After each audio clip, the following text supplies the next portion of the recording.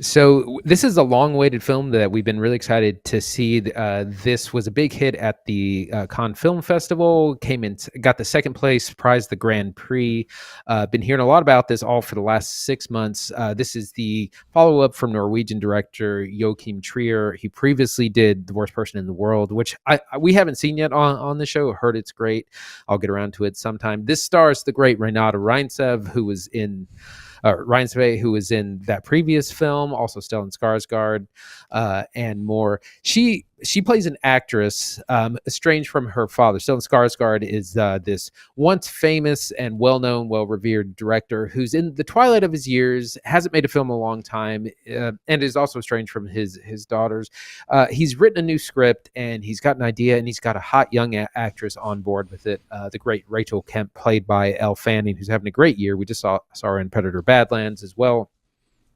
He's looking to reconnect with his daughters in their childhood home, which he still owns.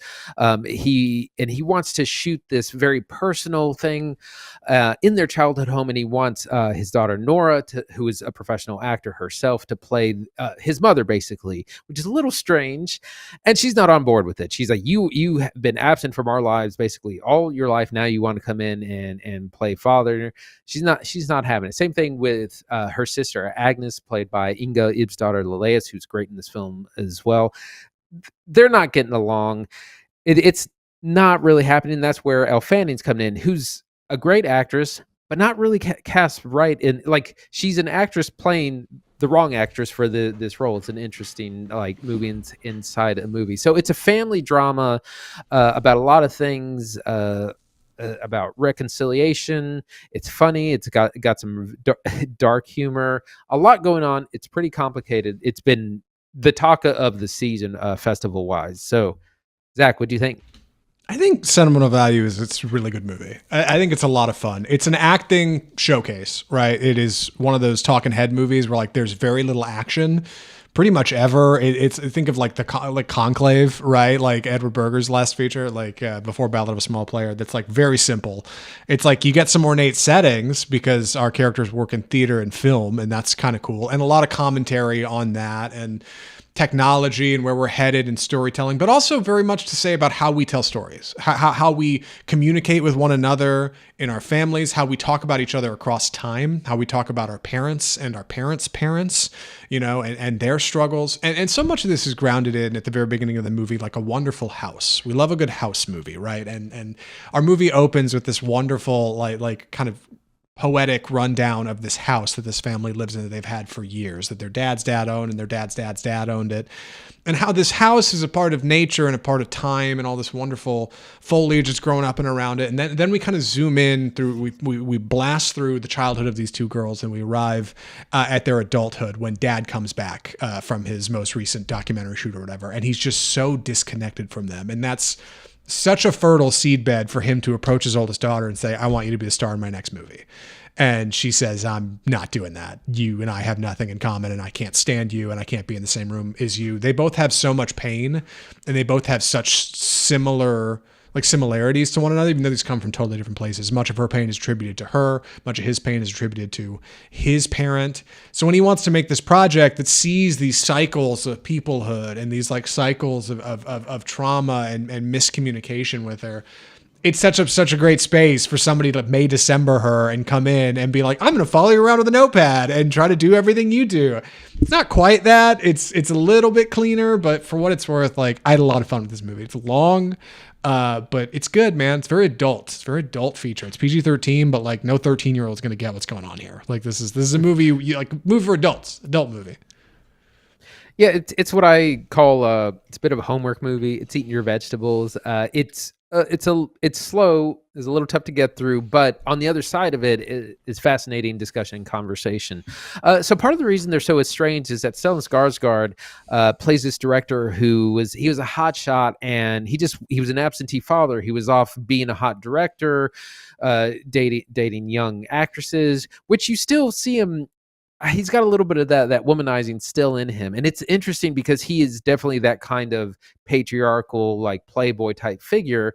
And what's interesting is that while he was living up that high life, 20, 30 years ago, now it's just kind of sad, and there's been a price to pay. The price is he's estranged from both of his daughters. Neither of them, he gets along a little bit better with Agnes than he does from Nora, but he's still not on great terms with either of them. And when he tries to come back in their lives, he's so inept at relationships. He's not really making things any better.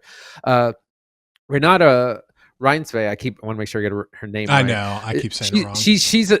She's a professional actress, but she's also she struggles with deep depression and anxiety. It's a very funny opening scene where she's about to go on stage because she's a theater actress, and she keeps like delaying. She's like, "No, I can't do it. I can't do it." And all the stage hands are like trying to force her to get on the stage. It's a great opener. That's juxtaposed with Agnes, who's kind of who's living a more traditional life. She's married. She has a young child of her own, and again, this is about breaking cycles of not violence, but of like toxic parenting. But she also has her own pain. And what's interesting about this is that there's no one main character. It's not Nora's film. It's not Agnes. It's not Gustav. They all kind of get a lot of screen time, and it's almost like an ensemble thing going on. And thrown into the mix is the great Elle Fanning trying to figure out how to play this mother character, interviewing the daughters who hate the father, and coming to the house and trying to get a feel for it. There's also a part where she thinks she needs to do it in a Norwegian accent, and she really can't do it. It's really, really funny. So we have really great acting performances. Yeah, Elle Fanning is awesome in this movie. I like her a lot because she is effectively miscast. Our lead, Stellan Skarsgard, makes it very clear in the open that like my daughter is the only person who can play this role. But then he settles, right? Like he's trying to get this movie made and he needs financing, but he can't find it, so he goes with Netflix. And there's a great couple Netflix gags in here about, oh, it's going to go to theaters, and his agent's like, hold on, we might day and date actually. Hold on a second, that's not, And he needs this wonderful theater actress and his daughter, but he can't get her. Okay, so I'll go with this up and comer who's blonde, but she can dye her hair and it'll work. And yeah, she's English. She doesn't speak Norwegian, but we'll shoot it in English. It's fine. Like as an artist, he starts to let himself cut all these corners. Like he starts to allow his project to not be his and turn into something different. And like, that's where he starts to go wrong. And this butts heads with his daughter, who is a theater actress.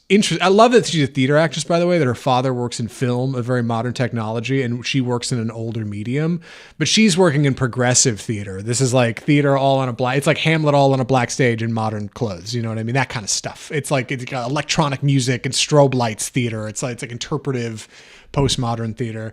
Meanwhile, he's making like old documentary stuff. Like you just see these parallels between the two of them. And yeah, that's not to include Agnes, the younger sister, who is like just trying to keep things cool between dad and her older sister, right? Like she had starred in dad's film when she was younger.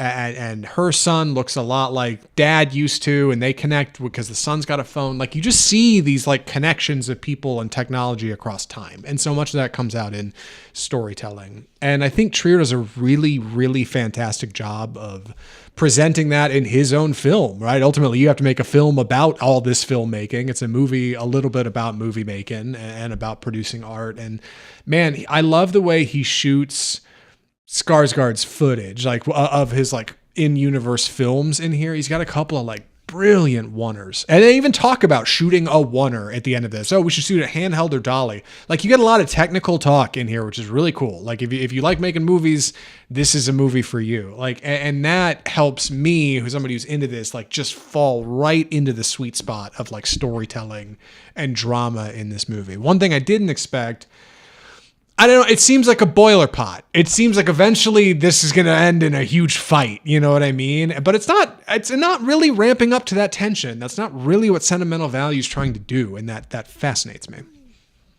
Yeah, I expected there to be a big Sissy Spacek smashing a plate scene. That's from In the Bedroom, which is like over 25 years old now.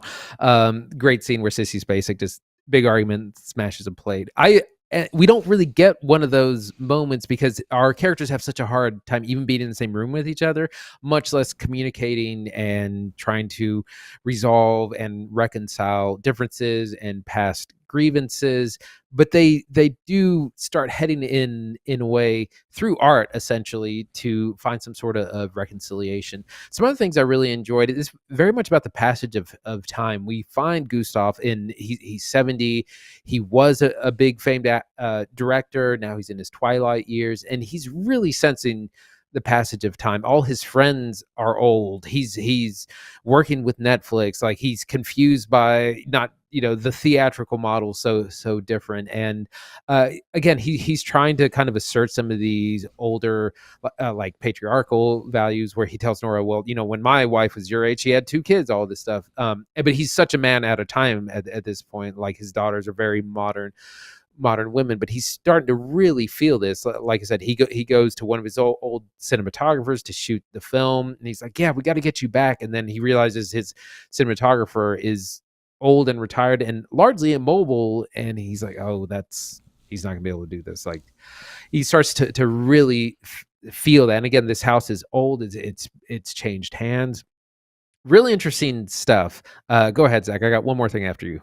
No, yeah. Only other thoughts were, I think it's a little long, I'll be honest. Like, it is pretty dry. So you're gonna have to sit in for the long haul. If you're watching at home, you may be tempted to hop on your phone or something. But for what it's worth, like, I really enjoyed seeing this in the theater. Like, big presentation. It's a slow burn sort of movie, but that's exactly who you've got on screen, right? Skarsgård is just burning on the screen. Like, he is an asshole when he needs to be, and he's a hurt young man when he needs to be, who's inside the body of a 70-year-old who just can't hang anymore. You know what I mean? Is like taking heartburn medication and knows that the time is nigh, like that he has had this great adventure and that it's behind him now, and he sees these 2 wonderful girls at home that he just can't connect to, and he thinks, God, like, he's somebody who's full of regret. He's somebody who wants to try to prove to the world he's got one more in him. Renate Reinsve is like depressed, like deeply depressed, and like cannot get her life together and cannot make a connection and wants so bad to have a family and can't get one. Agnes seemingly has a family, but she's not happy. Like, she doesn't have what she wants. So like the 3 of them, I don't know, like turn into this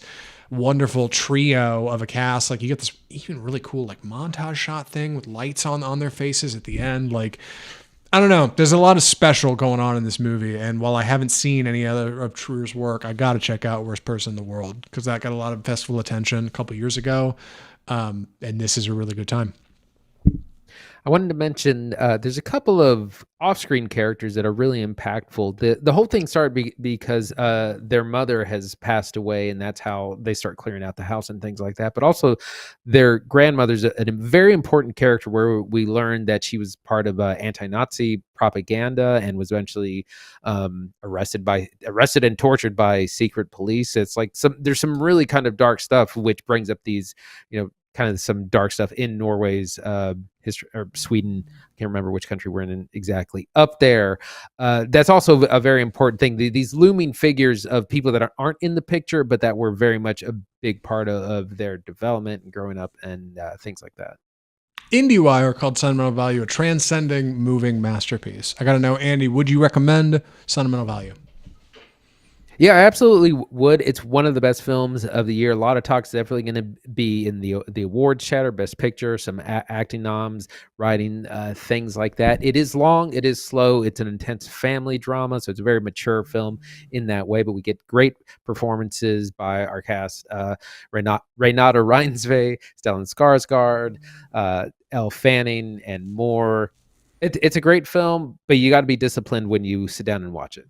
Yeah, I'm in the same boat. I think this movie rocks. Keep an eye out for this on top 10 lists. It may not crack top 5, but for somebody out there, it's going to be a real special connection for the rest of us. Rock solid feature. Sentimental Value is a lot of fun. Would recommend.